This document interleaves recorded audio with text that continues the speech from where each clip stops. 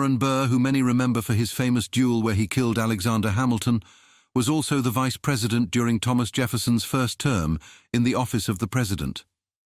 Interestingly, along with the legal battles he fought for the illegal duel with Hamilton, Burr was suspected of plotting to create a new independent nation in areas of Louisiana and Mexico.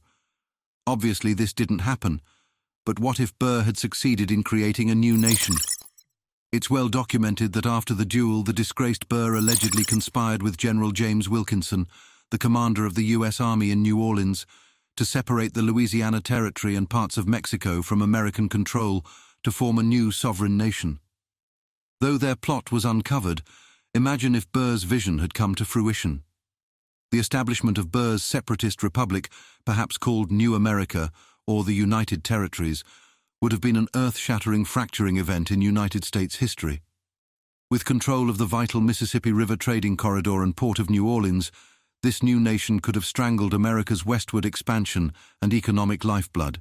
It's very likely that Jefferson and the young American government, still confident from its victory in the war for independence against the British, would have acted aggressively to bring the territories Burr had separated back to the Union. If the young United States decided it could not tolerate the existence of Burr's breakaway republic controlling the vital Mississippi River Valley, it may have rallied its militias and moved swiftly to recapture the Louisiana Territory by force. This would have sparked an incredibly destructive civil war on the North American continent in the early 1800s, over 50 years before the actual American Civil War we know. A protracted, devastating conflict could have utterly fractured and bankrupted the fledgling American nation before it had a chance to industrialize and consolidate its continental power.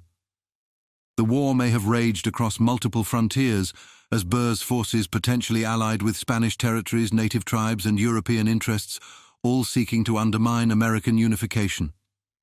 The ripple effects of this early civil war could have easily expanded into Europe as well. Spain could come on the aid of the United States to fight for its interests in Mexico, while the British may want to support Burr's new nation. France, in the middle of the Napoleonic Wars, could have ignored the conflict or possibly viewed it as a chance to win back the important port of New Orleans, which it had sold to fund its ambitions. Depending on the length of the conflict in America, both the War of 1812 and the end of the Napoleonic Wars could look significantly different in the history books. Regardless of how the war affected Europe, it would have likely been devastating for the young United States.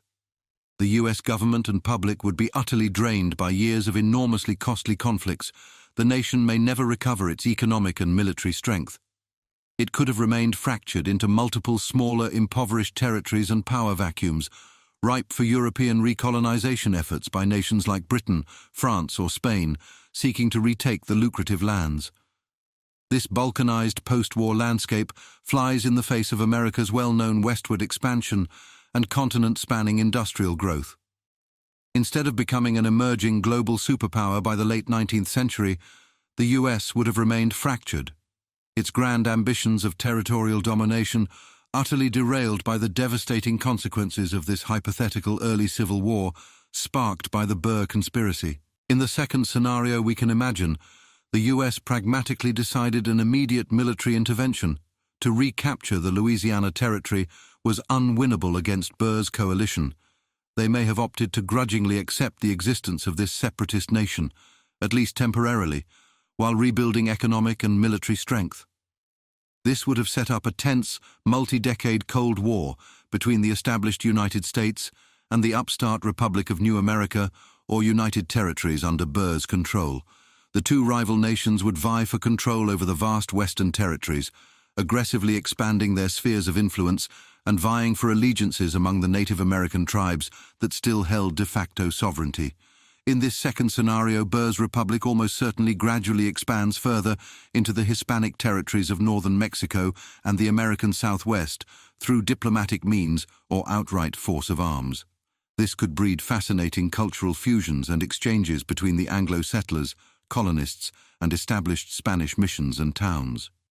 However, the potential for open conflict between the two American nations would remain an ever-present threat as their boundaries and spheres of influence spread farther west in fits and starts of alternating cold and hot war periods. Economic rivalries, proxy battles with native tribes, temporary alliances and fragile reunification agreements could all have been on the table before any decisive permanent border was established. The overarching implication in this scenario is that the rise of a Hispanic-influenced breakaway state in direct geopolitical competition with the US for the better part of the 1800s would have utterly reshaped the demographics, cultural currents, and patterns of expansion and conquest across the entire western frontier in ways we can't fully imagine. Aaron Burr's place in the history of the United States is one rife with accusations of horrible things. Regarded by many as both a murderer and guilty of treason, how much worse could his legacy be in the United States if he created a rival nation? In both scenarios we imagined a ruinous early civil war before industrialization, or a multi-decade Cold War and slow regional power struggle between two rival American republics.